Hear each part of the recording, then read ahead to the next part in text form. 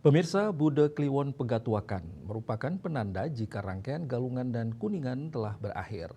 Rangkaiannya dihitung sejak Tumpek Wariga, yakni pada Saniscara Kliwon Wuku Wariga dan berakhir pada Bude Kliwon Wuku Pahang atau dikenal dengan Bude Kliwon Pegatuakan.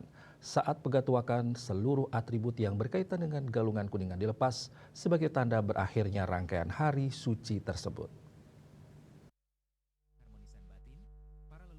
Sebagai tanda berakhirnya rangkaian Hari Suci Galungan Kuningan, berbagai simbol kemenangan Dharma berupa penjor, sampian, hingga tamiang, dan sarana lainnya bisa dicabut atau dilepas lalu dibakar dengan serangkaian upakara pada Buddha Kliwon Wuku Pahang atau Buddha Kliwon Pegatwakan.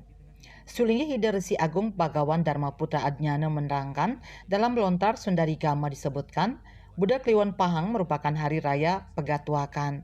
Disebut Pegatwakan karena saat itu adalah berakhirnya Tapa Brata. Sang Wiku patut melaksanakan renungan suci, sarananya yaitu wangi-wangian dan sesayut dirgayusa dan dipersembahkan ke hadapan Sang Yang Tunggal dan dilengkapi juga dengan penyeneng dan tetebus.